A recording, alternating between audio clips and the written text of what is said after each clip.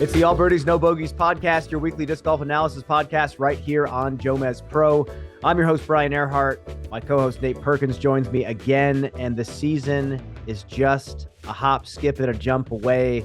I am so excited. Nate, Valentine's Day, yesterday.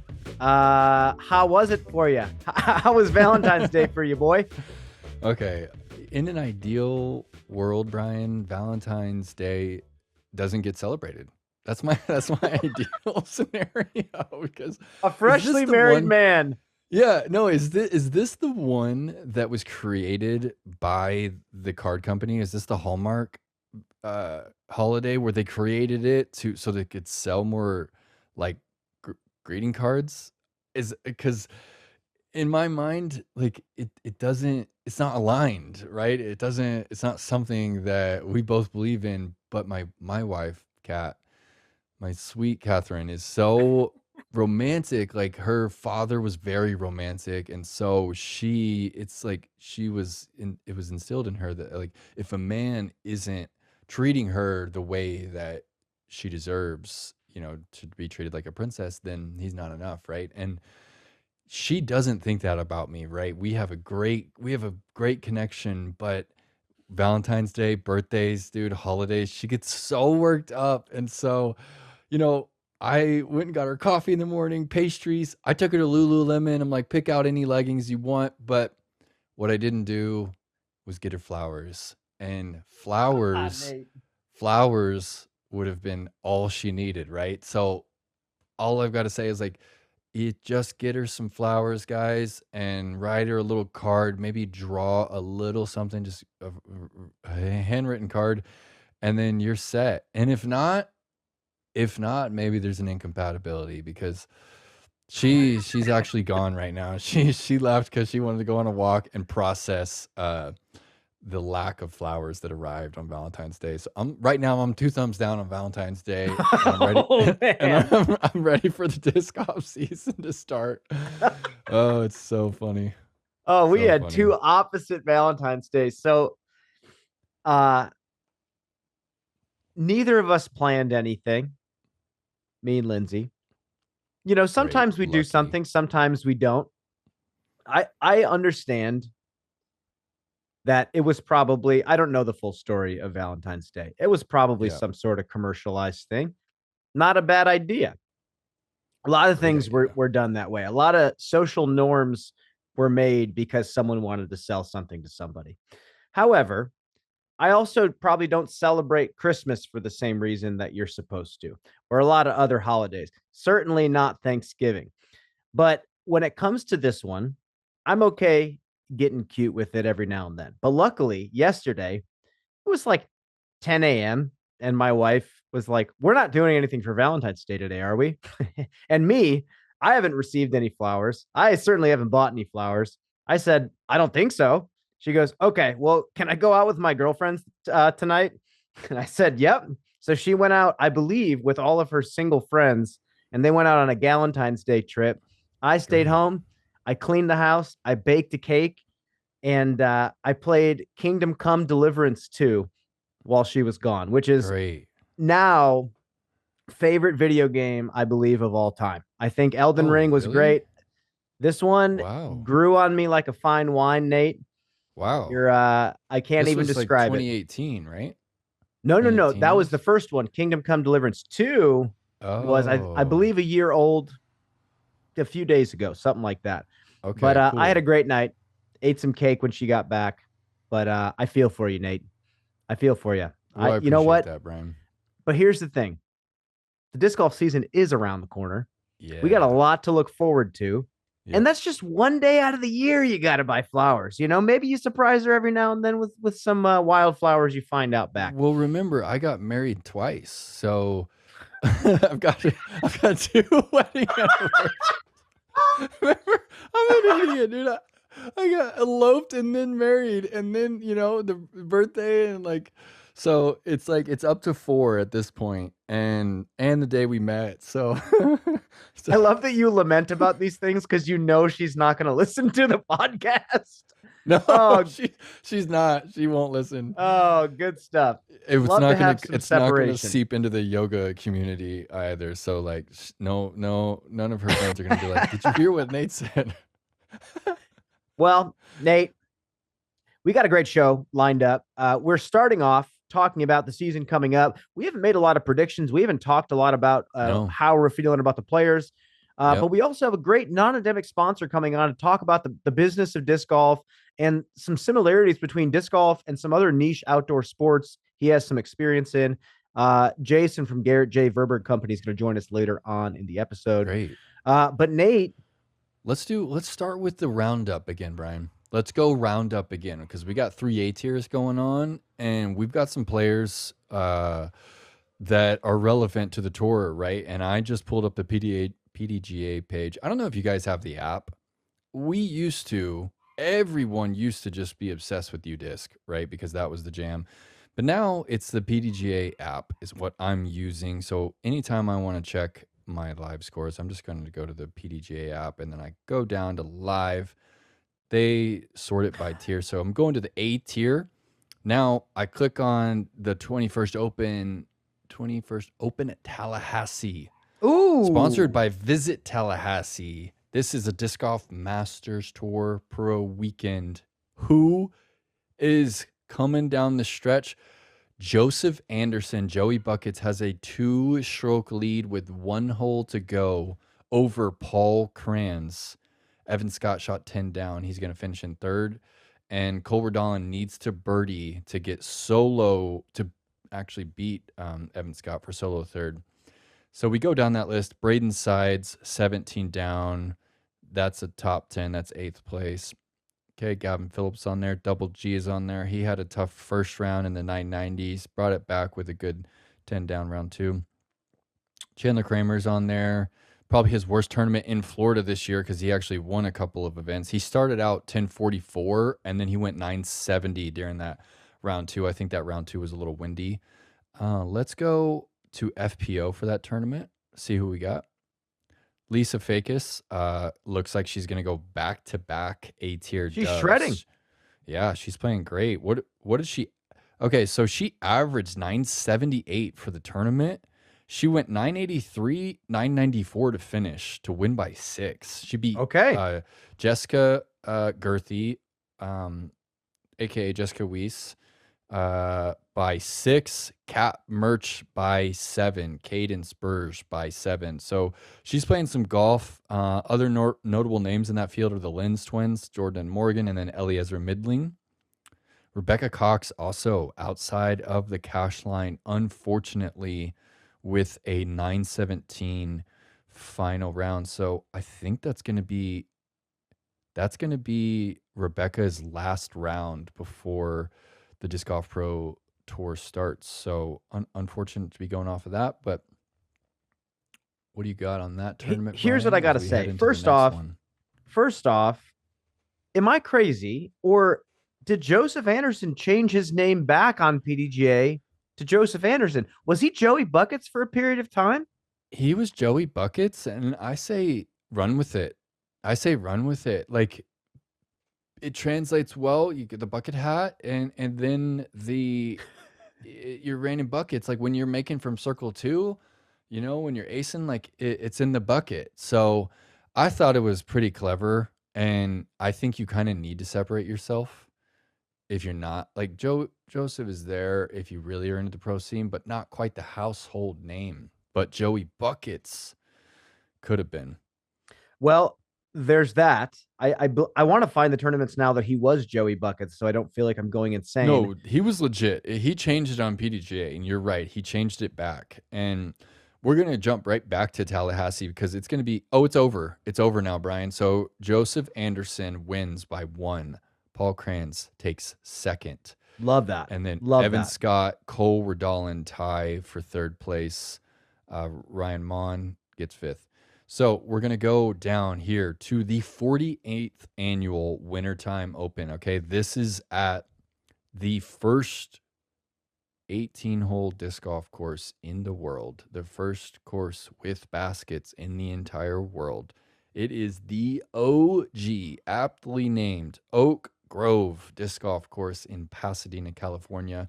It is honestly one of my favorite tournament experiences that I've ever had. Pulling my van up and getting putting lessons from Philo at the OG, okay, and seeing Josh Anthon and seeing Scott Stokely and seeing so many names on this list. The first time I met Owen was out there. You can throw in this field and it's perfect weather year round, right? It's a you wouldn't think that like Los Angeles area would be a disc golf mecca, but because of the history, I kind of think of it as, right. We got Huntington Beach, we got La Mirada, and we got the OG, which are essentially first, second, and third courses ever. I think there's a back and forth on HP and Mirada, but right now, Dallas Garber went 13 under during round two, 1070 rated with an ace on the 12th. Okay. Now he is 4 down through 10 with a 4-stroke lead over Josh Anthon, which is, I mean, what do you have to say about Josh Anthon still competing at this level, Brian? He's kind This of is an enigma insane. at this point. There's a lot of, obviously, people have a lot of things to say about the guy after all the stories that have come out and yada, yada, yada. But I'll never forget the guy came fresh out of prison and won Ledgestone. I'll never forget that. I mean, he's been a part, hate him or love him, he has been a part of some of the craziest battles in disc golf history. I mean, and then you Yeah. go back to when Avery Jenkins won Worlds in 2009, who is right there next to him? Playoff, Josh right? Anthon. Yeah. Like, I'll never forget. Yeah, I don't know. There's too much to talk about, but he's still Right. playing at a high level. I'm not surprised by that. However, Dallas Garber is going to surprise a lot of people who don't I know him. think I think the so. people who know him are not going to be surprised at all that he has success. He has signed up for everything. He Yep. is ready to go on tour. He's signed up for a ton of disc golf pro tours. He's already signed up for Champions Cup. He So, wants to come on the show too. He really wants to. He loves the down. show and he wants to come on it. So we should have him on and just talk about his rookie season. In my mind, his rookie season. Um, Other notable players in the field, Andrew Miranda, he's playing some good golf. He's six back. Zach Wysocki popping up again. He's 10 through 17. He's about to shoot another kind of 1050 rated round. It's incredible. It's Rick's younger brother, and he's doing it his own way, right? Yeah. He's obviously inspired by Rick, but he's got his own technique. He's got his own flavor of disc golf. And then Jacob Cordes, he started off hot, had a rough round two. Aviel Gomez. This is a young cat out of Watsonville who played really well at Memorial as well. Again, he's not going to be, we're not going to be seeing him in the early parts of the tour. I'm looking at his schedule and he's not hitting anything on the East Coast. So we're going to have to wait and see if he's going to make the jump. And then who else do we got? Drew Gibson had a very tough start. He went double bogey, bogey on the fourth to start his round one. Shoots 990. Kind of shot himself in the foot there, but FPO, who's going to be dominating? It's Owen Scoggins. She won by 12 strokes over Shelly Yikes. May Lai. Yep. And over 13 strokes over Violet Main. So just pure dominance there by Owen. And I don't know how many seasons in a row this is for Owen. But she's got a full tour ahead of her, Brian. I don't see her slowing down whatsoever as far as volume of tournaments. So we're gonna jump over to last one, last A tier. This one's a little bit smaller. Andrew Marweed's gonna take it down.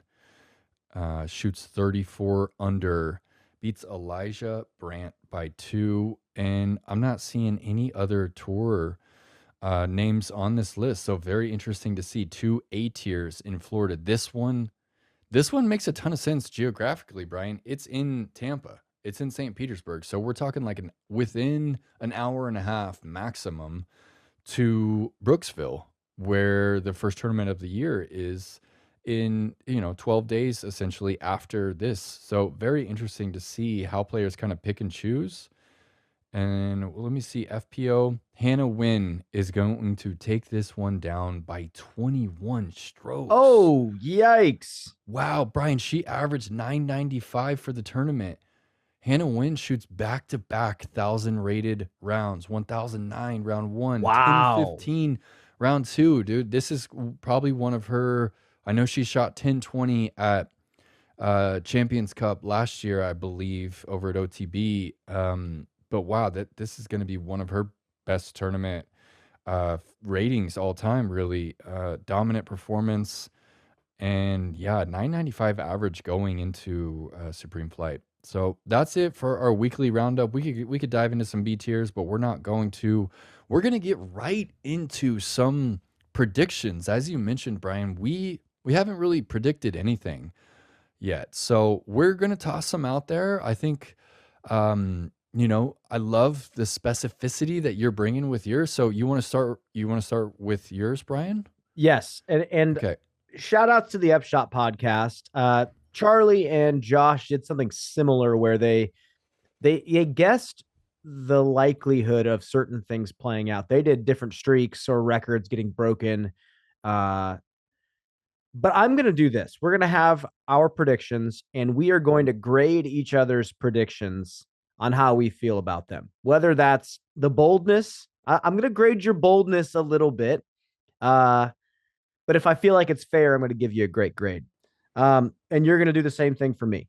So Okay. I'll give you my first three, and we'll make some more throughout the year. These are the ones that kind of stick out to me. Number one, this is one that I am quite confident in. Sullivan Tipton is going to finally get that big win in 2026. I say this for many reasons. His game has just continuously gotten better. I feel like his backhand has gotten better. I would call him sidearm dominant, but over time, his backhand has continued to get better. And again, hard to be a sidearm dominant player out there on the tour. You got to have the backhand. And he just continues to perform well under pressure. And I'm very impressed with him. And I feel like this is the year. That is my first prediction. What's your grade for me? I mean, so how are we going to grade this? A plus, A minus kind of Oh deal? yeah, report card style. Mm-hmm. Okay. I'm gonna go. This is an A minus for me. I think this is an A. I think the reason I'm gonna take this to an A minus is because of the ride or die on Sullivan's season right here. I think that Sullivan is capable of a win. But this is zooming in on him, and I want to zoom in on him because why is this an A? Sullivan, what is he? 10? Is he almost at the 1040 mark right now? Mm-hmm. I think he's Yep. 1039. But really, what I'm going to pull up here, to let you guys know, we're going to be referencing Statmando a lot. This is an unbelievable tool that allows you to kind of get a look. And, a lot of the times we're going off the eye test, right? And we're going off what we see. If Sullivan's not playing on the top 8, if he's not on the top 2 cards, we're probably not going to see a lot of them on the Disc Golf Network or on JomezPro or any of the post-production stuff where we watch a lot of this, right? So the stats are going to give us a good representation. And Sullivan Tipton, if I go to Statmando/stats/season stats tee to green, we go down. Sullivan Tipton is right outside the top 10, Brian, in tee to green. There are only 3 players above him 4 players I see now. Aaron Gossage is up there. There are only 4 players above them who have not won at the elite level. That is Aaron Gossage, Rasmus Sakaripi. Nestori has not won, right? Did he win one of those? I don't think he No, won he one of hasn't won those a European. DGPT. Nope. Yeah. And then Jaden Rye, who is a shock to me as well, is above the likes of Ezra Robinson and Sullivan. So Sullivan Tipton, for example, is throwing the disc technically based on his slugging percentage. Now, what is the slugging percentage? This is a amazing condensed statistic that is essentially how well you're throwing the disc. It is your parked stat, your C1 in regulation, and C2 in regulation combined into one metric, right? It's a great stat, probably my favorite stat to determine how well they're throwing the disc, how many opportunities are they giving themselves off the tee. Sullivan Tipton is throwing the disc better than Aderhold, Silas, Cole Redalin, Simon Lizotte, Luke Taylor, Adam Hammis. I mean, the list goes on. Like, he is throwing the disc extremely well. You look at those people. I mean, to me, one of the biggest shocks right there. He's throwing it better than Redalin and Aderhold. Hammis, like multi-time Elite Series champ. I mean, on You know, average, and that's the thing. And yeah, that's why I think this season, and I don't know if you saw the picture of him doing the High Rocks race with Ezra. yep. He looks like he is in the best shape of his life. He's And a stud.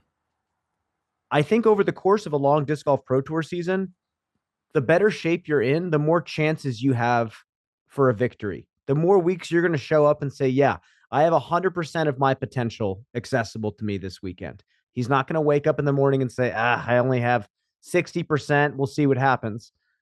That's why you get in shape. And that's why a lot of these younger players have mentioned in interviews with us that this is a very important thing now. Conditioning means everything. They're no longer playing 7,000-foot courses, par 58. They're playing big par 70, 11,000 feet courses week in and week out.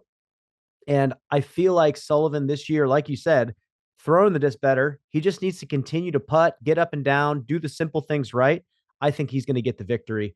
I'll take the A minus. I'll take the A minus. My I think next it's a great pick. And I want to add one more thing about Tipton first, and then I actually think I'll segue into mine first because it's going to be kind of in line with yours a little broader. But for me, I know my eye test for Sullivan on the mental aspect, just my assessment of him is that he's got the chops like mentally. When I was interviewing him at the World Championships and he's just looking me in the eye and telling me that like, I'm hungry, I want to win this thing, and then he goes out final round, he's on the chase card, I believe, and he's like birdies the first four, and he's like 34 under with a lot of golf left. He had it. I think he was out. He was in it until maybe a bogey on the 11th or another bogey early. But to be at those venues and to be kind of pressing Gannon Burr,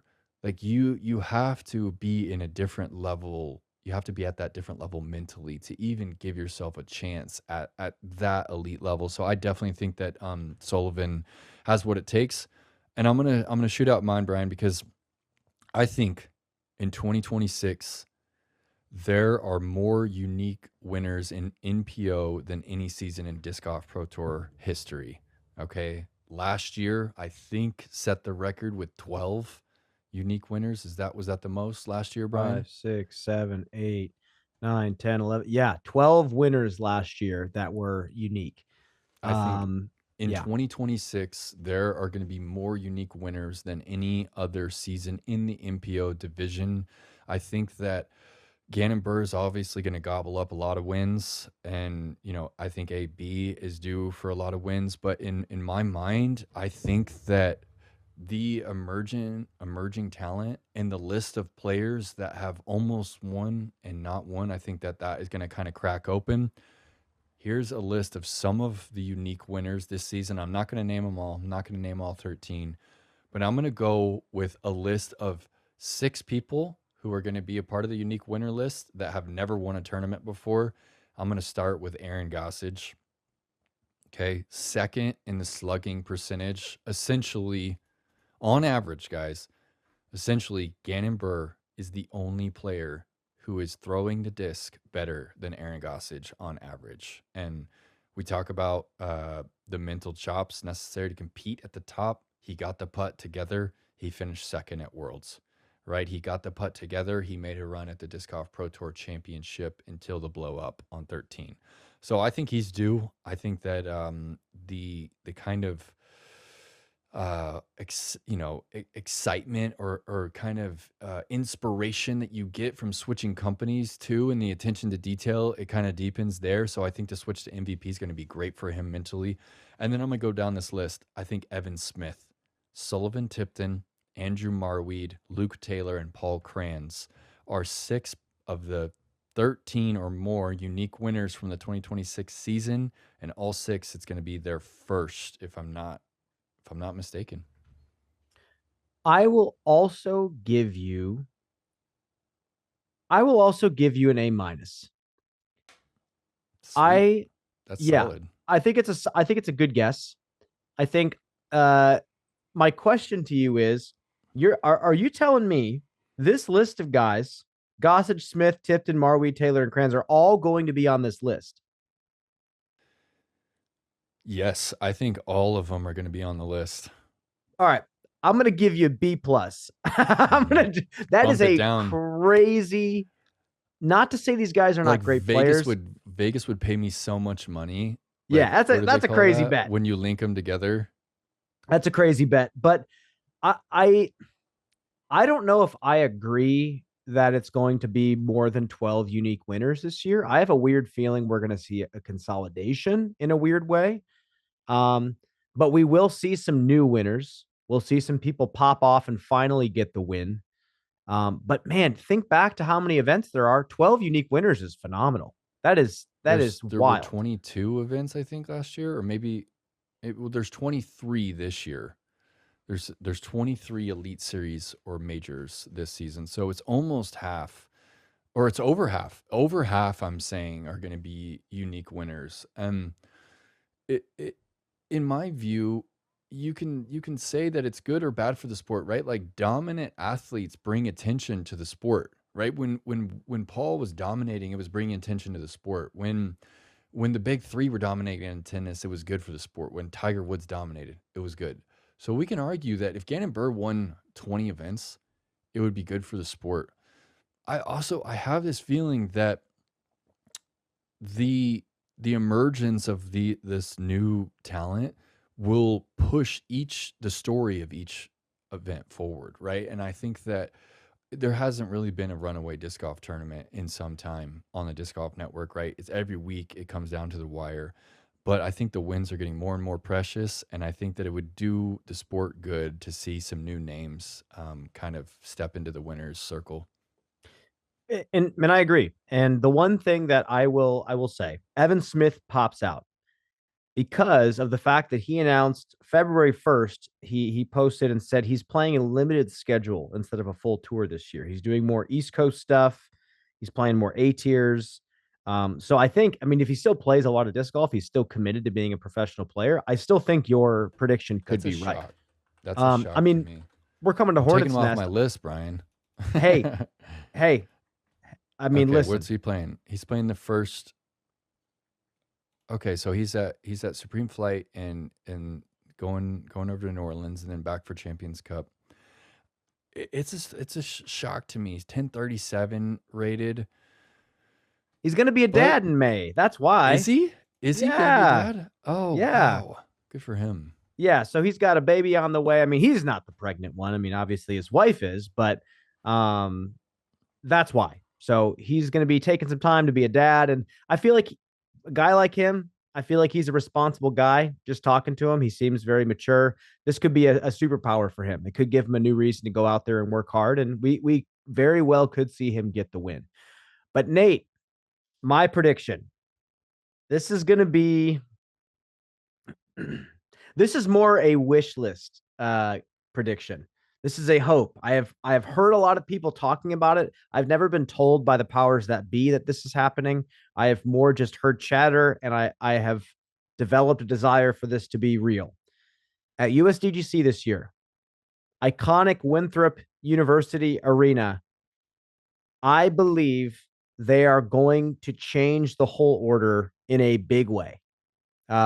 Looking back at where Tournament Central was, or Championship Village, or whatever they called it, if you started on hole 6 and you ended on hole 5, the iconic par 5, you would completely revamp how that facility is used, how disc golf is watched, where fans can congregate. You have two perfect loops of disc golf that bring you right back to Tournament Central. I really do feel like if we were to pick a finishing hole that wasn't 18, it would be hole 5. Iconic shot across the water, even more pressure to stick the green, um, and a lot more space to put people than up top towards the clubhouse. So that's my prediction. I say this just because I want it to happen. And if it does, I'll be thrilled. What are your Yep. thoughts? I'm gonna go B minus on this, and the reason is one of the reasons is I think that the people that control that tournament have a tough time with change, right? And you Well, can in what say, way? well, you can say that it's to their benefit, right? Because they've been consistent like with that the delivery of that tournament and the OB and just like, whole 17, 18. They've been very consistent. I think that that's a big part of why people love that tournament, right? So I'm not just straight knocking the people that run that tournament, but they have a strong resistance to change and making massive changes with the course. It does change a bit every year, ropes here and there, hazard kind of shifts, but overall it's been relatively consistent. So there's my first reason why it's down to a B for the prediction, because that would be amazing if they switched it. Because you think about that flow, you think about that final shot on what is now the fifth, if that was the 18th, how many people could actually watch those shots compared to what happens on 18? 18 is an incredible disc golf hole. It's a perfect disc golf hole. It's really hard. But the only downside is that you can't really see it finish. If you're in the Yeah. fairway and you're watching that player throw, you have no idea until that flag is raised. And it kind of takes away from the viewing experience when you can't see it. If five, current five is hole 18, people can be lining the road right there. You could be anywhere. You could be at the tee and you could watch the players throw their final shots over the pond for the title, right? I love the change. I heard you talking about it last year. I don't know who initially brought up that idea, but it's genius. And that's why it's in the B category and not any lower. Now, my one takeaway and downside is that the distance between hole five's basket and hole six's tee pad is it's the shortest walk on the course, if I'm not mistaken. It is the shortest walk. Sometimes you can have people putting and they are like right on the tails That's of true. people that are teeing on six. So I think there would need to be some sort of almost change in where six was thrown from. And I don't think that this is even that big of a problem, right? Because what if we moved the tee pad back into the field a And it was a bit straighter shot.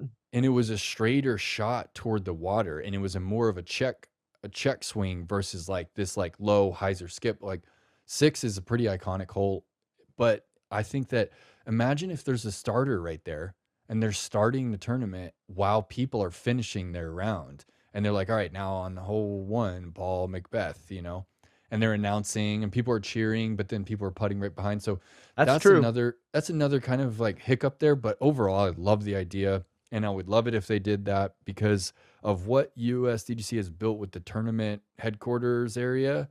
That would be like it would be near 1 and 18. So more people would be hanging out and it just like makes sense for the fans. And I feel like you can still get rattled listening to people get announced to go tee off when you're on current 1 and 18 as well. I know it's a little bit farther distance, but at this point, when it comes to championship disc golf, to create that stadium environment, there's that razor's edge of not making the players have to walk super far from basket to green or basket to tee, because you want to create a space where fans can watch a bunch of shots come in to whatever green and also go away from them from whatever tee pad to fairway. It's like you want to create those little pockets that they can view a bunch of shots from without completely destroying the player's focus. But at this point, we look at Maple Hill, we look at a bunch of other places where they are great spectator experiences. It's starting to become kind of par for the course. So yeah, that's my prediction. I'll take the B That's a good minus. one, That's man. better than the grades I used to get in school. So that sounds No, there's fantastic. no way that's true. There's no way that's true. I was a You solid brainiac. 2.6. I was a solid 2.6 my entire career. I mean, I would get B's. I wasn't a 2.0 guy, but I would, let's just put it this way. I'd get the syllabus and then I would budget which Fridays I could miss to go play disc golf tournaments. So, Sweet. I did well. My budgeting skills were halfway decent. I guess But I was lucky to not. I guess I was lucky to not like get really into disc golf until I was like 3 years into college, Oh, I or was 2 way years at too least. into So it. it's like I didn't start skipping the chem lab until 2014, and then barely. I'm serious, dude. I barely graduated. Like I barely made it. We did it though. We So did it. We yeah, did it. dude, we did it. We did it, and that degree is flying high. Every time I call disc golf, I'm like ecology and biology, baby. Like it's it's right in touch, you know. my You know, my mom actually, that's always not says, so untrue because I do talk about trees, but "Oh yeah, you that's your know, bread and butter, Nate. Don't sell it's yourself short." relevant. See, on the I'm other using hand, my degree. my mother always says, like, I knew you'd be doing something like this with your degree, and see, you're using your Parks and Rec degree, and I'm like, not really, not really. They do play disc golf in parks. Yeah. That's true. That's true. But That's Nate, the what is your synergy, right? yeah? What is your Okay. next prediction? I'm gonna stick on this kind of broader stroke here. It's a season of dominance for FPO. Technically, the FPO has 22 events because the US women's tournament is in a precarious spot. It's in Utah and it is the week after Heinola. Is that correct? And so they are taking that one out of potential Elite Series points status. So you can still play that event, but if I'm not mistaken, they didn't want to make the FPO choose. So FPO season has 22 events. I think it's a season of dominance.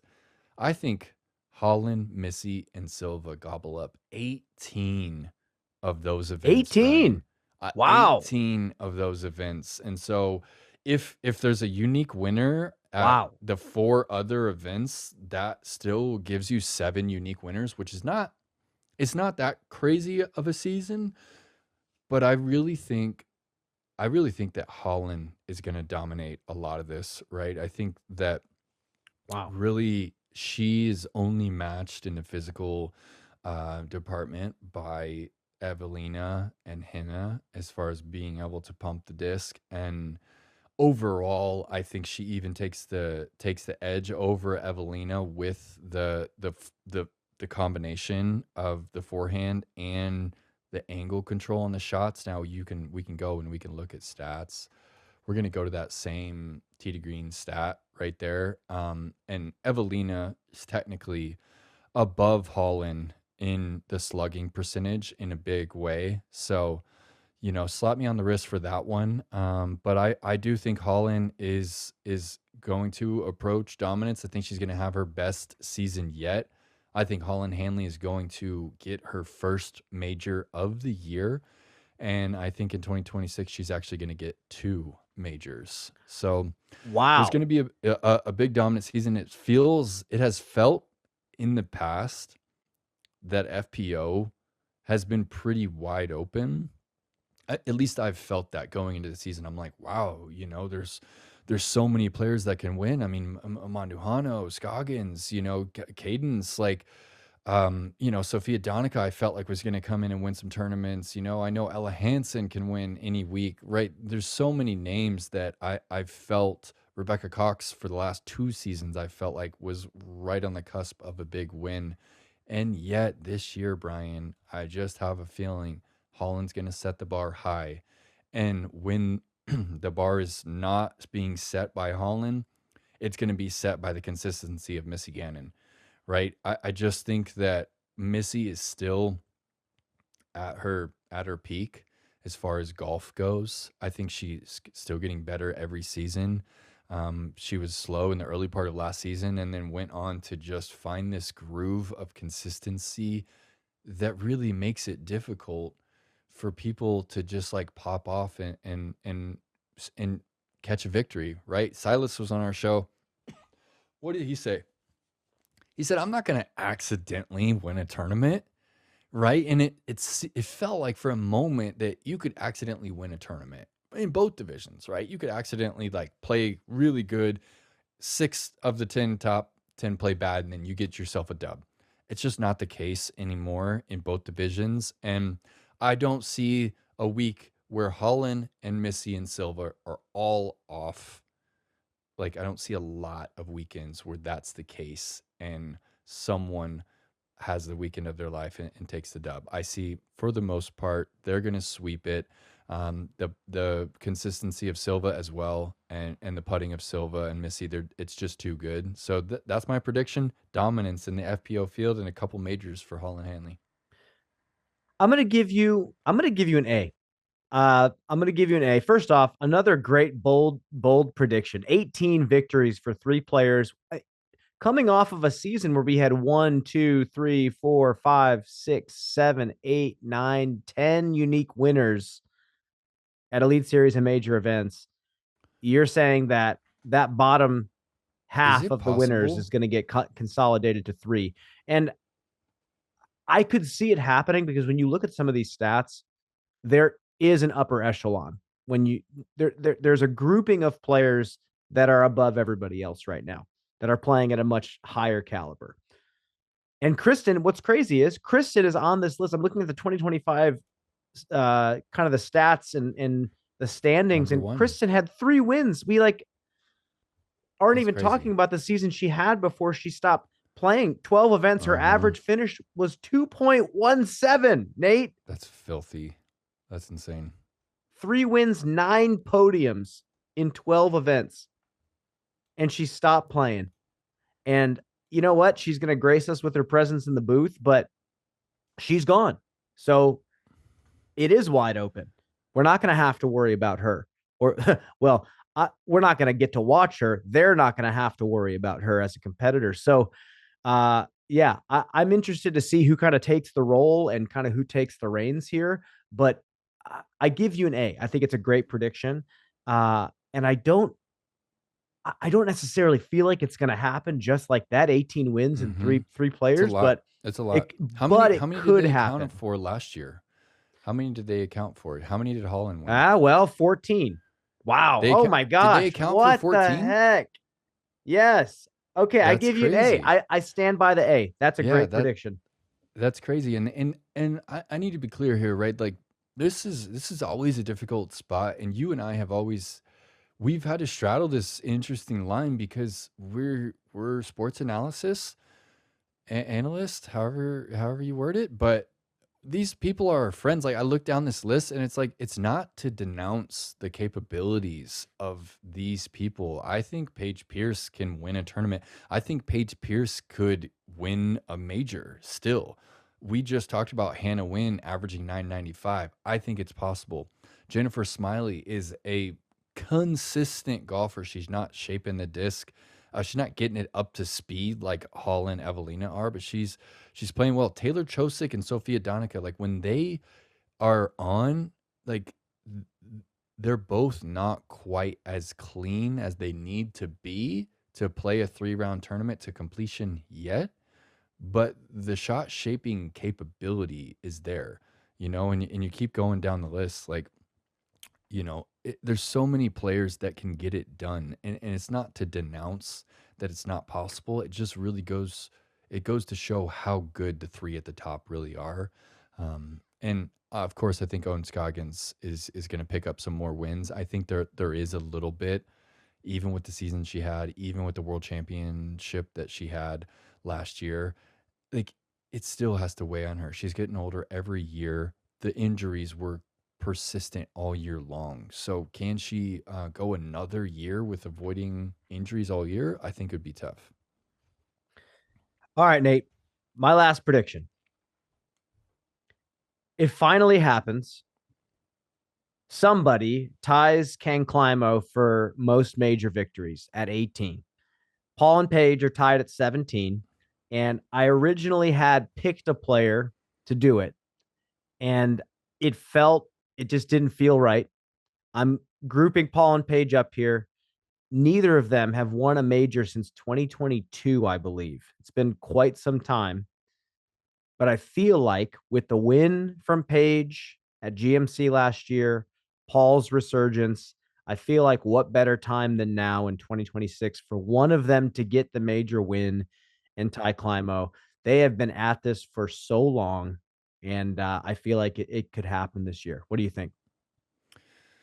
It can absolutely happen. The question of can it, Paige and Paul is undeniable. I don't think you can really argue, especially with Paul's resurgence. I'm gonna say Paige's resurgence as well. I felt like in the final, three tournaments of the year, like she was relevant. I mean, she was the one pushing Holland at the Disc Golf Pro Tour Championships. It's been confidence for her the last 4 seasons. For me, we go down. You can try and unpack these stats, right? But when it comes down to Paige, it's not about this technique and like she lost her throw. It was the confidence that she lost, how shook up she was from the injury. I felt like she shook that off and is going to bring the confidence back. And yeah, Paul's battle with Gannon to get back in the winner's circle was a big moment for our sport overall. And then to do it again, to hold off Gannon again at Green Mountain Championship. Of course he has what it takes. Getting to 18. Now I'm going to spin this back on you. Ooh. Will Paul or Ricky get back into win a major first? Will Paul or Ricky win a major first? I think it'll be Paul. I think it'll be Paul versus Rick. Yeah, because again, I feel like Ricky has more to prove at the majors, and it's got to be weighing on him at this point. I feel like you interviewed Just him and with you that asked him stat? about that. Yeah, just the fact that it's been so long. So to me, I feel like Paul coming off of a 22 World Championship, and then again, he won Comeback Player of the Year after finishing sixth place in the standings the year prior. That's how good he's been over time. How does that work? Who votes on that? Is that It's player? it's fan voting. Okay. Yeah. Yeah. He's So voted it's a on. comeback because he hasn't won in 13 months or something, and then Yeah. or maybe even longer, 2 seasons, right? He went 2 seasons without a dub. Yeah. They made they made me do the voiceovers for the awards this year, and when it came to Paul's, I couldn't just say congratulations. I had to say that it was pretty wild that finishing sixth was considered grounds to have to come back from, finishing sixth on tour. And And then what, he finished second or what? this year, No, he must have barely beat that. He must have just got top 4. I think it was like fourth place. Yeah, Yeah. I think he was fourth place last year, So but heavily weighted by the wins. by Yeah. the wins. And my thing is, he looked crisp. Paige had multiple performances this last season where she could have won. She almost won Champions Cup, and that to me says it's possible. It is possible. So that's my prediction, Nate. What's my grade? God, I want that one to happen really bad, right? I'm gonna go A. I'm gonna go Paul Macbeth finds Thank it. you. If you because I'm gonna think about Champions Cup. Do you remember where he was at through 2 rounds? Like he was like clear of the field by like a dozen strokes. It might have even been through round 3. Uh, I'm thinking of in Stockton. Am I right? Champions Cup was there last year. He was dominating the field through 1.5 or potentially 2.5. I can't recall right off the top of my head. But everyone was like, "Oh wow, yeah, he's back and he's gonna walk away with it." And then I remember the specific moment he slipped on the hole. I think it's the 11th that goes back over the water twice, right? You have to carry the water, then you kind of have to carry it under the big oak and pitch up.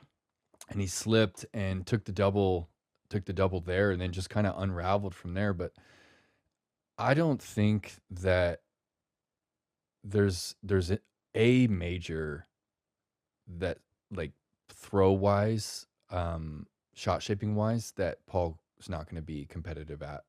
I don't think the field has left him behind in any kind of way when it comes to No, possibilities for birdies on a course, right? I think that he's got to be tighter than he was in 12 to 15 era, 2012 to 2015. He's got to be tighter, and if he slips up, more people are going to be right there. But I think he can get to 18, and I think it'll be a big moment in our sport when it happens for everybody except Climo and the Climo fans out there. And then the debates are just gonna blow up, aren't they? The goat well, of debates are just course. we're gonna be goat debating for half the year if that happens. Well, I'm gonna I'll cut those down pretty quick. But I'm not gonna say why. but we'll get there when we get there. Nate, what is your final prediction before we jump into the next section of the show? Final prediction is disc golf goes viral in 2026 in a big way. Whether we have Philobatros or the JC Holy Shot or something along those lines, a big shot or a big moment, like a big comeback that whether or not it's on Disc Golf Network or Jomez that gets shared into the mainstream sports kind of sphere, right? Sports Center, CBS. I know we're doing some stuff with CBS this year. Wherever it may be, All Women's Sports Network, Page's 18th major on All Women's Sports Network. Something big is going to happen that gets us closer to the mainstream. It could even be, like we get our Lords of Dogtown movie, right? Like skateboarding had this movie that just like a rocket ship, right? Every sport kind of had it. Football had Rudy, Remember the Rudy was Titans? Remember the Titans, Friday Night Lights. It had these movies that kind of it made it culturally relevant to play the sport, to watch the sport, and it brought it into the mainstream even more. And who knows, maybe someone makes a bomb disc golf movie and Netflix picks it up, Apple TV picks it up. All of a sudden, disc golf is in the minds of the mainstream, and more people are watching this podcast and nerding out about frisbee. I give that an A because of the boldness of it, because it's really I don't know if it's going to happen, but I love the boldness. Yeah. I love the optimism. Here's what the movie would be, though. You're too nice, dude. Well, hold on. Fine, I'll give you an A minus. You know what? I'm going to give you a C plus. That's what I'll give you because it doesn't matter. It's going to be about Crazy John Brooks, Chipper Bro, and the rest of this freestyle crew. I've heard the story. Apparently, this freestyle crew in the 1980s got sponsored by Bud Light. And they got sponsored for apparently an insane amount of money. Like insane amount of money. And they went around the world doing freestyle frisbee demos. And I want to see a movie about that. So I don't know if we have to make it or someone takes that story and runs with it. That's what I want. Capture us right in the beginning. I love this. I love the freestyle. And guys, if you want to write a movie script, hit us up. abnbpod@gmail.com. Like our producer. Let's do it. He's made movies. Like we can work together. If you got a good script or you have an idea or you've got an angle into Hollywood or wherever it may be, hit us up because we'll collaborate with you on a movie and we'll knock it out of the park. Well, Nate, 2026 season is just, what did you say, 9 days away? And before that, I think, no, you're leaving. So you're leaving in 9 days, Brian.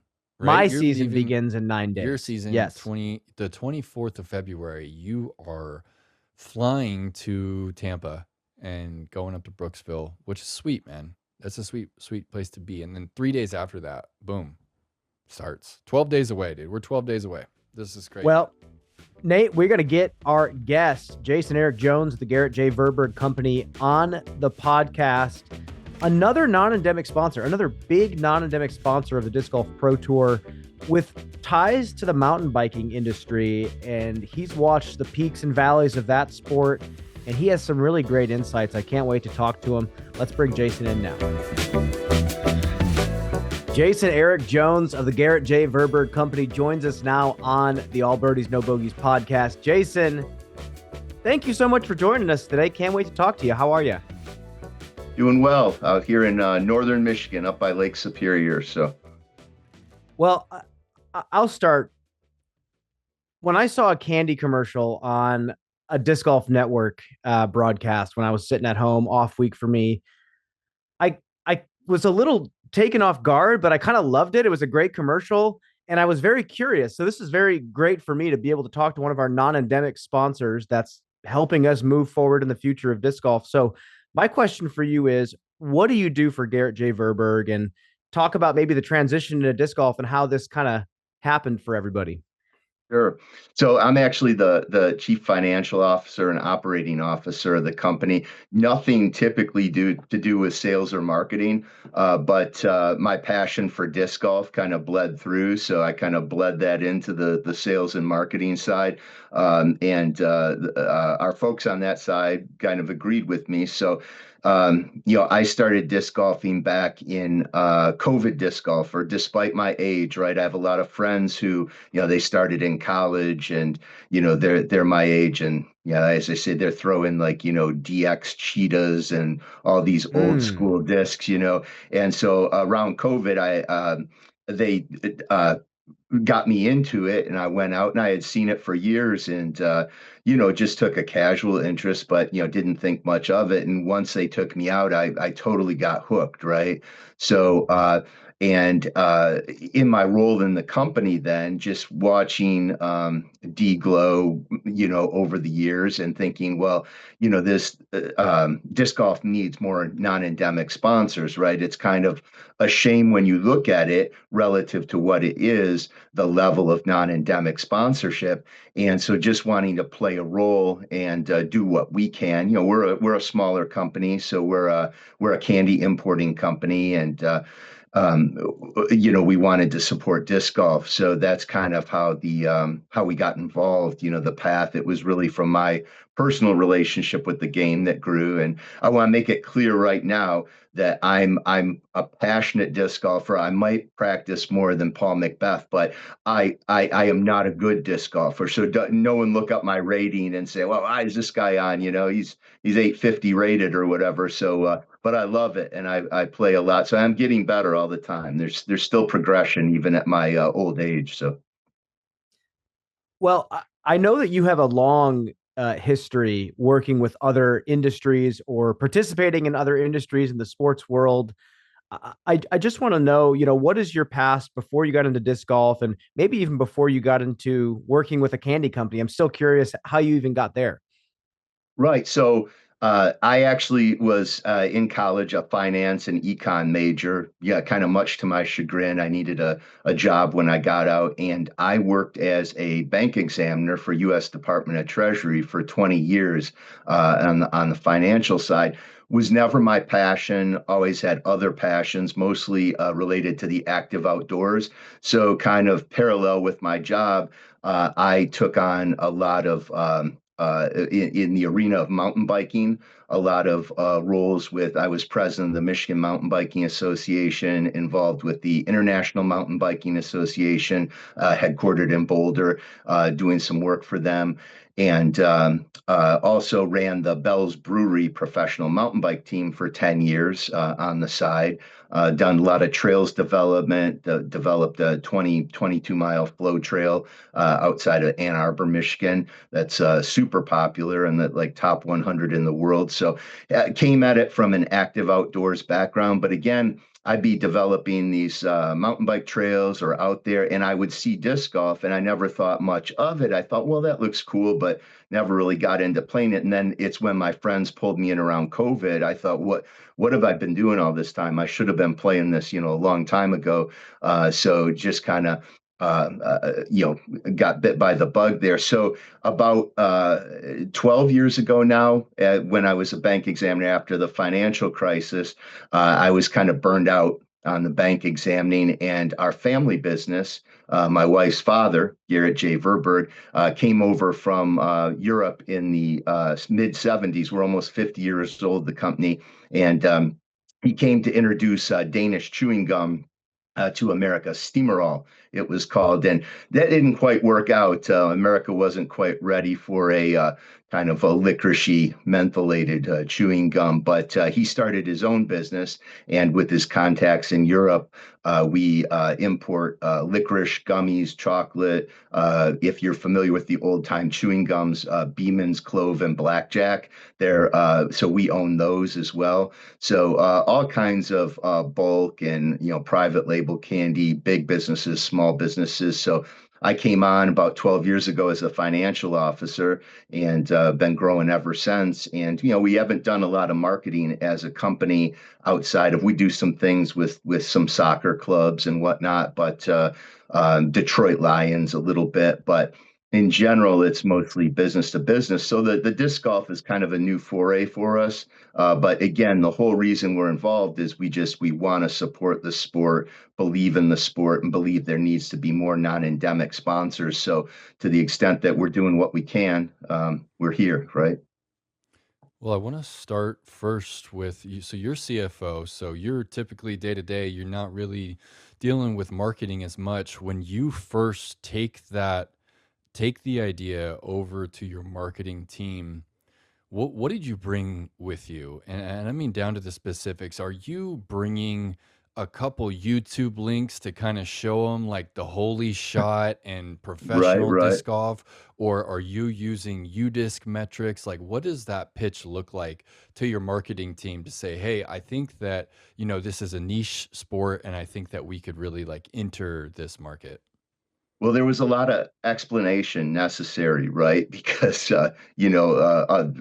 our other folks in our company in the marketing side, they didn't have a lot of experience with disc golf. So we have some ball golfers, so tried to explain it in that context, and but then started to show them a little bit the reach through the different pods and the marketing channels therein, and then we first got involved with disc golf with Nate Heinel with sponsoring D-Glow, right? Just as a local sponsor for our Michigan event, and kind of bridged off from there with Nate and sponsored Ledgestone and Supreme Flight. So we're kind of with the whole Ledgestone family of events involved with that. And then from there, we branched off to sponsor the Disc Golf Pro Tour, just because we saw merit in how it was our initial sponsorship. Kind of we were getting positive feedback from it, right?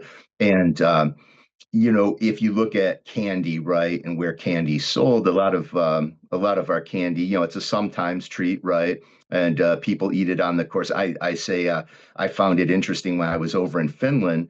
They actually at Heinola, you're familiar with Heinola, right? With the big Yeah. disc golf world over there, like the Disneyland of disc golf in Finland. They actually sell the same licorice we bring over here, black licorice, in boxes branded with Heinola. So it's a Finnish treat, right? So there's a little bit of synergy there with it being kind of with disc golf being big in the Nordic countries, and we bring over a lot of licorice from those countries.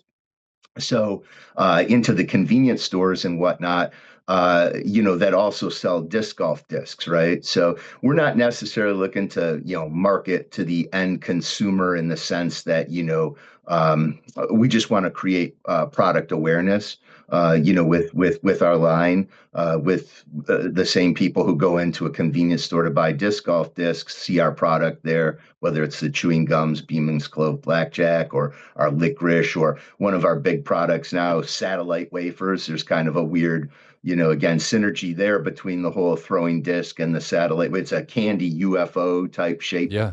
like wafer with powder inside of it. So yeah, so that's kind of the link. It's a little bit unusual path, but Yeah.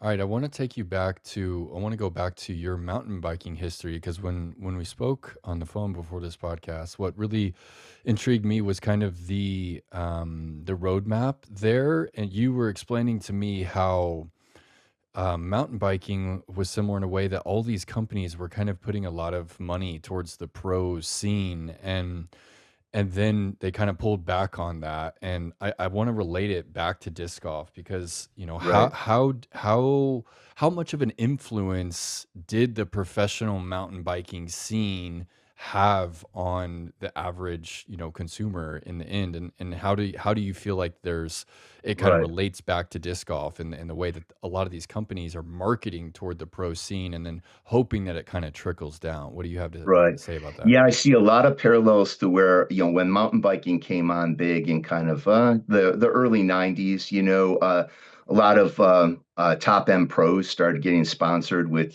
6, 7 figure contracts by some of the bike companies, and that's all well and good. But I think the goal with the bike companies was that, well, we're going to sell more bikes through these sponsorships, right? And they kind of they threw a lot of money at it up front, and not having a lot of non-endemic sponsors at the time, it was mostly industry sponsors. I think they kind of overtap themselves a little bit, in terms of their budgets and whatnot. And yes, we kind of see some of those parallels maybe today in the disc golf world with some of the companies. But I think what they found out over time was, what drives sale of bikes, of mountain bikes, right? Same thing, what drives the sale of disc golf discs, right? Ultimately, it's going to be on the mountain bike side, do we have great trails and places to ride? So the industry started to refocus its efforts a little bit about, hey, let's get more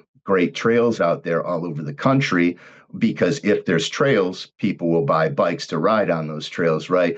In the same vein, I see those parallels with disc golf. That, I mean, don't get me wrong, there's a lot of really nice courses in this country.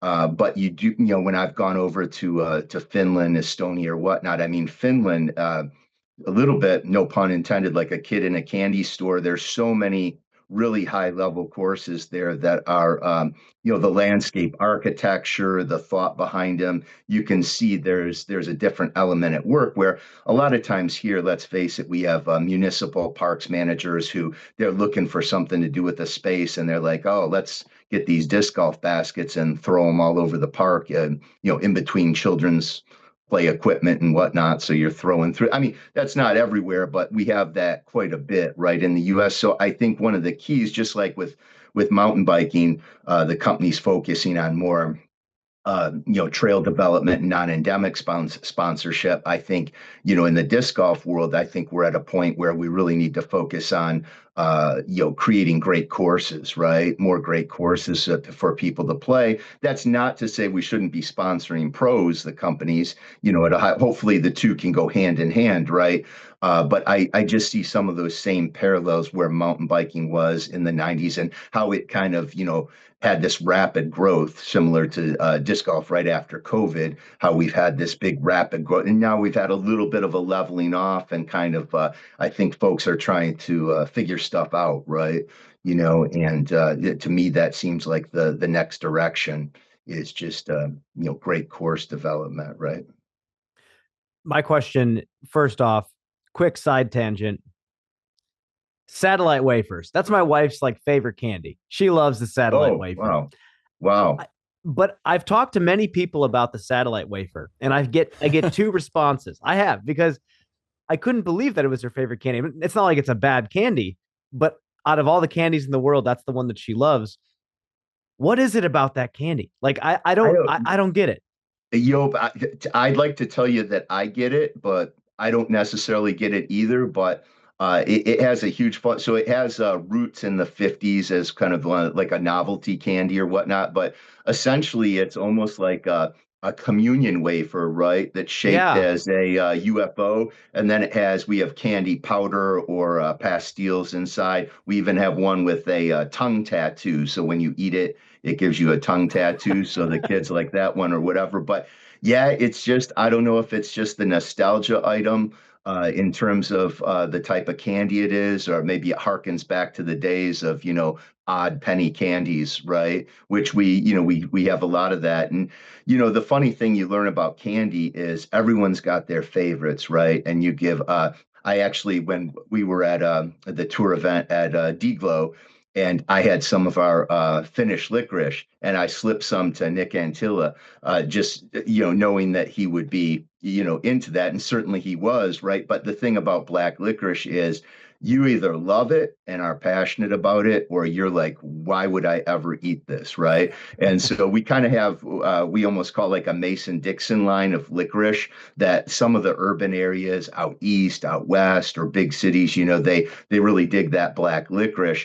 But then, you take it down south, certain areas, and they're like, why would I ever eat this, right? So yeah, I mean, candy just, it evokes your youth, and it kind of evokes certain passions. And we have a lot of people who, if you're of a certain age, those Beeman's Clove and Blackjack, the chewing gums. Actually, Beeman's was featured. It was Chuck Yeager who broke the sound barrier. It was his favorite chewing gum, and it was in the movie The Right Stuff. It had a kind of a prominent role in there. He always used to chew the Beemans or whatnot. So there's a part of the older generation really digs those gums too. So it's there's something for we've got something for everyone, right? So back to disc golf. I'll carry us back to the topic, but thank you for answering that. Such polarizing responses when I talk about the satellite wafers to people. But back to disc golf, you followed the mountain bike industry. You've been a part of it. You watched it as it started to peak. You saw the companies throw all this money at the players or the mountain bikers. Have you kept up with the industry since then? And if you have, what is it like now? yeah, I mean, there are still a lot of sponsored pros in the industry, but nowhere near to the degree and the dollar amount as in the 90s when it was Blake.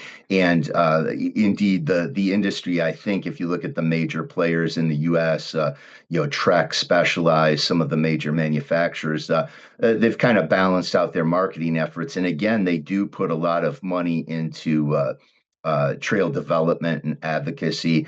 I'm here in Michigan, and I have a history in trail development and advocacy, just creating more trail, better trail, right? And in Michigan here, we have a big builder, Rock Solid, that's located in the UP and the Keweenaw. They are involved with the Walmart family and building out in Bentonville, like kind of the Disney World of mountain biking in Bentonville, the home of Walmart. So the Walmart grandkids are heavily involved in mountain biking. So what you really need, I think, in any of these niche sports is kind of a champion, right? You need a patron to develop things. You need that non-endemic support, and that's the one thing really. I mean, we've had great some great niche non-endemic support in disc golf, right? With LL Bean or Barbasol or some of the other, but I think it's really, if you look at the size and scope and the interest of the sport nationwide, you would think that there would be more non-endemic support coming in for it, right? So I think that just is something that needs to be cultivated, maybe between the major manufacturers who, tailoring their marketing efforts. And certainly we have some great companies, disc golf companies, and two of them in Michigan, right? Discraft and MVP, which we're super proud of in Michigan. And hopefully we can continue to just grow the sport, right, instead of just growing the pro side, which again, that's important, not to dismiss that, but disc golf for everyone, right? Last question for me before I let Perks take over for a bit. When it comes to putting in mountain bike trails, where do you necessarily go to do that? Is it always private land? Is there public land that you do? Like, what's the percentage of private to public in regards to mountain bike trails? I would say just because of the scope of land necessary for a mountain bike trail, you're talking about for a decent anywhere 10 to 20 miles or more. And just by nature, laying that out, unless you want it all condensed, right, you need quite a big swath of land. And that kind of, toggles over to the municipal or public lands. Um, we do a lot of state recreation area and state forest trail development in Michigan. So on those state lands, also, federal lands, BLM, Forest Service. But now that's the great thing about disc golf is, you can put in a really great course in a very small swath of land in a relative sense, like compared to mountain biking. So, and also it's not cost prohibitive. I mean, you're talking, to build out a modern mechanized cut mountain bike trail, flow trail, or whatnot. You're talking $15 a linear foot or $20 a linear foot, and that adds up. You're talking hundreds of thousands, if not millions, millions of dollars to put in a decent mountain bike trail. Whereas with disc golf, right? I mean, you just, I mean, the cost, the baskets, the tee pads, and of course the layout being the biggest cost. Working with a professional too, but you know, it's to me that's really something I'd like to work more. And I'm trying in Michigan here. I've got a few efforts from my connections with the DNR in the mountain bike world. I'm trying to cultivate some new courses here in Michigan too on some really nice pieces of land. So that's something I'm working on here. But I think, yeah, the overhead is just a lot lower, right, with disc golf than mountain biking. So Hmm.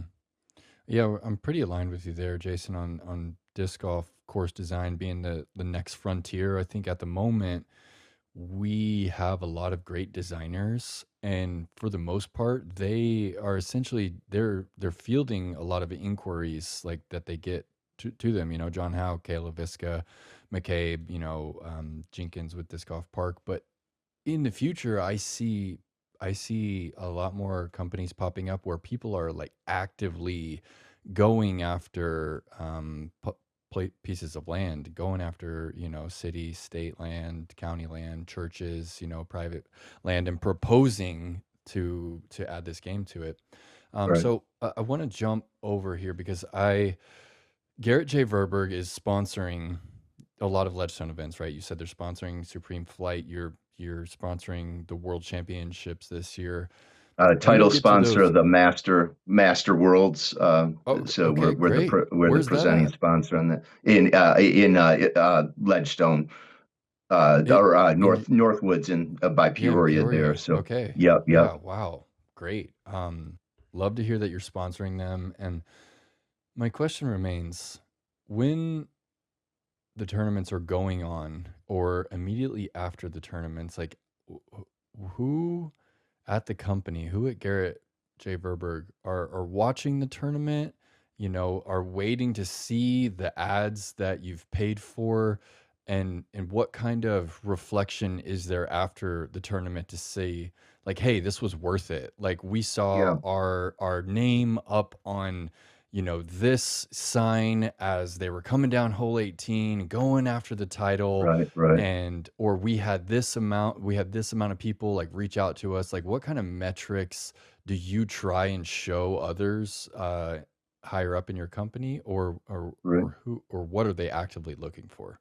So we use it a lot for business to business marketing, and that's when we go to trade shows and whatnot, where you know, industry, you know, our customers are buying, whether it's large companies like you know, a Walgreens or you know, Five Below, or some of these big, or mom and pop shops. They go to these buying conventions, and we have displays in the booth, you know, with regard to our relationship with disc golf, and kind of explain it a bit. And you know, as far as our evaluation in terms of the metrics go, I mean, we're a small company, so things are done very qualitatively, but we have had some really good feedback from folks after events, both relative to our kind of trippy commercial, I guess. If you've seen it, it kind of has a little bit of effect, like maybe some mushrooms were involved or something before.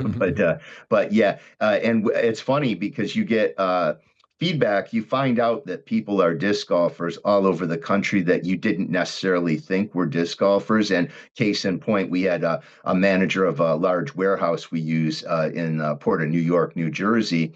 And he's a big disc golf guy. Never knew it at all. He travels a lot to play, and he saw our commercial in the relationship, you know, and he called me up and he's like, "What's going on here? What's how are you involved with disc golf? Why is that? You know, is and I kind of had to explain to him, you know, my connection and whatnot, and that's the foray in. But yeah, so it's always interesting to see, you know, the qualitative feedback we get on it. You know, in terms of hard metrics, we don't. We probably should do more, but we don't. You know, part of it is too that you know, we certainly want to see value out of the relationship, and we think there is value for the company. But it's also a large part just that we want to support disc golf because, you know, we believe in it as an activity, right? So Wow, really cool.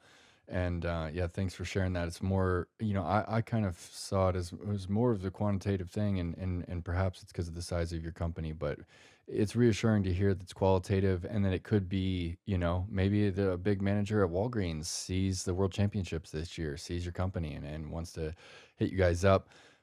Last question for you. Are you going to Supreme Flight Open? And if not, or if so, give us a pick for the first disc golf tournament of the year. Who's going to take Oh it down? Are you going boy, to have a boy, Ezra that's Robinson repeat, or do you have someone that you're that, kind of cheering for? that's a tough one. Well, first of all, I would love to get down there, and I'm thinking about it. Get It's out of there's a that lot of snow.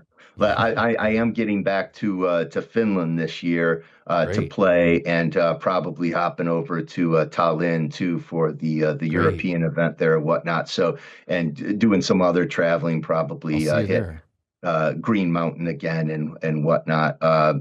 Which actually there's a connection with Jeff Spring with mountain biking too. He has a whole history and knew kind of me through mountain biking circles or whatnot before he got into disc golf. So just another interesting mountain bike link Sweet. there. But so in answer to your question though, I don't know. I kind of got a feel about Anthony again, Anthony Barella, that that this might be his time. I am kind of a Goose fan though, and him coming over to MVP from Discraft, keeping the love all in the Michigan family there. But like to see how Goose does with MVP. So yeah, it's Solid picks on there. the MPO side that would be my pick. On the FPO side, wow, it's kind of wide open, isn't it? It seems like that's the thing. I love watching FPO, to be honest with you, maybe because I throw so short that I identify better a little bit with the FPO because I can't throw 500 feet, but I just Same. love, it seems like there's always a lot of drama on the FPO side too, in terms of you just never know who's going to come through on a week to week basis, right? So I got one last question for you, and it's really to go back to what Nate was talking about with just sponsorship and marketing and being a non-endemic sponsor uh, in a niche sport like disc golf. When you do this, how much of this support of the disc golf pro tour is with the goal of making a direct profit back, and how much of it is strictly supporting and investing in the sport of disc golf out of love for it? yeah, I'd say a little bit more the latter, but again, the real value that we see is just brand recognition. We're going to be doing with Nate this year in conjunction with the Pro Worlds, which we're sponsoring, at Toboggan or at Kensington. We're going to be doing a disc release with our company with Nate, and it's more about brand recognition. We're really not. I've talked to Nate before too about at D-Glow and whatnot. We give out our product through the to Nate to swag out through VIP and through whatnot. So we have a lot of product at the events. We do product support, but we're not looking to have a booth and make money off selling the candy. I mean, we're big enough that that's a drop in the bucket if I was to come set up a booth and make a few $1,000s or something like that. So it's really about just getting the recognition for our product out there. We're in a lot of stores, and I think we're sneaky in terms of you wouldn't recognize us, a lot of the products, but in the candy aisles in the stores and whatnot, we're there, right? So it's more trying to make that connection with folks so they understand, and also from business to business, again, perspective, just showing the businesses that we sell to that, hey, we're supporting things that the public likes, right? And disc golf being one of those, right? So Well, Jason, thank you so much for joining us. Thank you so much for your time and giving us your insights. And really, I'm excited for the future of disc golf. I think we might follow a very similar path to mountain biking, where maybe some player sponsorship dies for a little bit, but hopefully some venue development starts to come along and we start putting our energy that way as well. So I'm optimistic. Any final words for the people, Jason?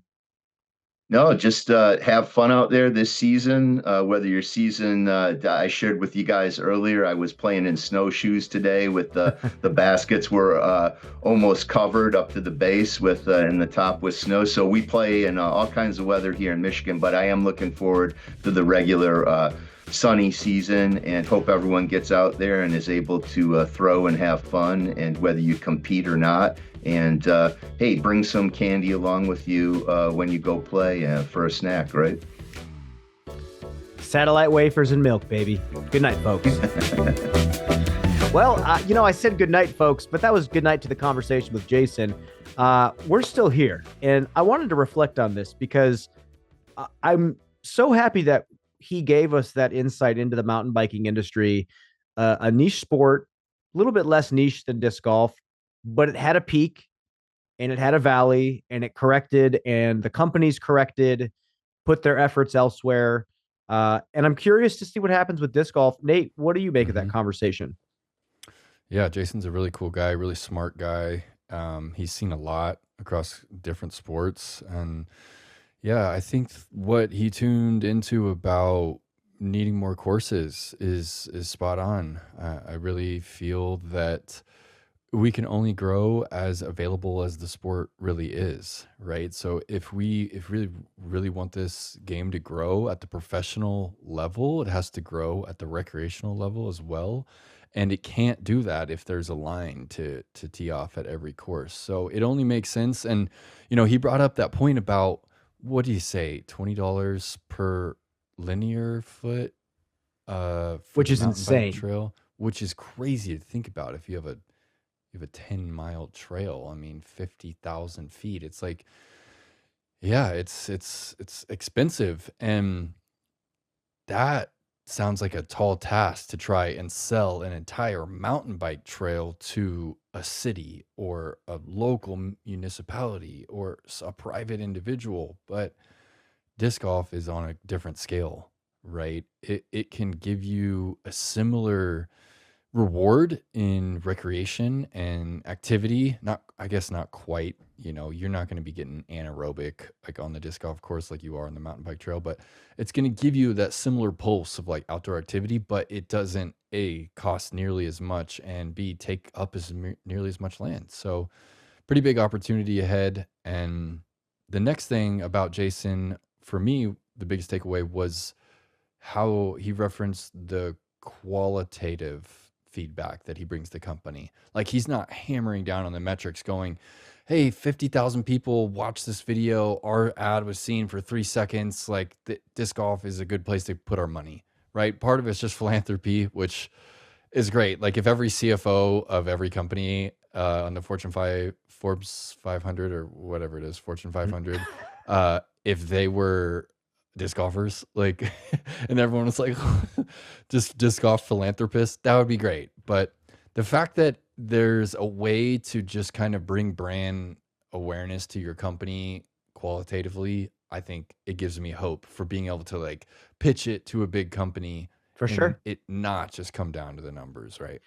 Well, I think the one difference between mountain biking even now and disc golf is that you go to a local municipality and say, I want to put in a 10-mile trail. At least everybody that you're going to knows what a mountain bike trail is and know what's expected of it. You tell them how long it's going to be. You say, I want this plot of woods, and everyone knows what the project is going to entail for the most part. With disc golf, I feel like everybody has a different perception, and some people still have no idea what it is, even at the high levels of government, like in different municipalities. So I feel like over time, especially when our generation, who I believe right now is the largest demographic in disc golf, um, begins to take those positions of power, culturally, people are going to start recognizing and understanding our sport more and more. And even if they don't play, they probably know somebody who plays. So, yeah, at the end of the day, like recreational level, that's fantastic. And I think right now we look at our non-endemic sponsors like the Candy Company, Garrett J. Verberg that we just talked to, and also even Powerball. The guy at Powerball is a huge disc golf fan, just fanatical about the sport. It's going to keep being like that. But the more we get people to fall in love with the sport, it's a no brainer to me. I think, especially with people, people who have money getting into the sport, they're going to say, wow, these courses are cool, but we can make them better. We can make them cooler. And like he was talking about, landscape engineering, like we want courses that have intention put behind them. When I heard from UC the first time when he was telling me about Tampere Disc Golf Center, how they built the greens out of Play-Doh and they showed it to the excavator guy and he built them based off of the Play-Doh. Like that is where we need to go at some point. And I think we're already getting there. And I think the more we have people like that coming in, and it sounds like he's doing this and it feels like a networking opportunity to network with other disc golfers and make that connection. So I don't know. I'm excited. I want the manufacturers to do what he said the mountain bike companies are doing. I want them to start building their own courses. I mean, they are now. Yes, I guarantee you there's some sort of course design program, but I want more. Yeah, I want more elite level same. courses. Well, good pod, Brian. Good stuff. Good pod. 2 weeks. Good. Yeah, 2 weeks. Where are we at, man? What is it? We're recording on Sunday, February 15th. Wow. So what is the next Sunday? Like, you're going down to Florida, right? Yep, I'll be on course for that one. So correct. when are you driving? I'm flying there. It's Okay. cheaper to fly there. Tuesday afternoon, evening time. Okay. Yeah. So and I'm you're gonna walk the leaving course. in Yeah. 9 days, dude. I know. 9 days. Season starts. I'm so excited, man. That's it's crazy. It's different. It's different because it's a generation of players that's all a lot younger than me. Whereas I feel like even when I first started doing the on-course stuff in 2022, it was so different. It was such a different demographic that was on tour. So it's still going to be great. I'm still excited to go back to work. I'm not going to be on course for a ton of tournaments. I think I'm going to be in the booth for more, but that's still kind of up in the air. But yeah, excited to see Olympus. Excited to see the changes. You know, Yeah. if it's not dumping rain, which it has a couple times there, but it's just so nice, man. I love walking around those oak trees and doing. Remember we did Tournament Central there a couple times, and we were just set up right behind hole 18, the Spanish moss hanging down. So I'm happy for you, man. I'm excited to be. We're working together. I'm gonna be calling it from here in Oregon. Ooh, so there we go. I guess I'm getting up at like 5 a.m. or something crazy. Yeah, East Coast time, West Coast booth. Ooh. Yeah. It's tough, But hey. especially early in the season. Yeah, well, that's okay. Yeah. We're done. Great show. Sweet. Now we're going to get into the meat and potatoes of stuff now. Coming up, we got our first preview show of the year recording next week, and then we get right into what we do best on this podcast. So for Nate Perkins, Brian Earhart, off season's done. Season's about to begin. We'll see you there.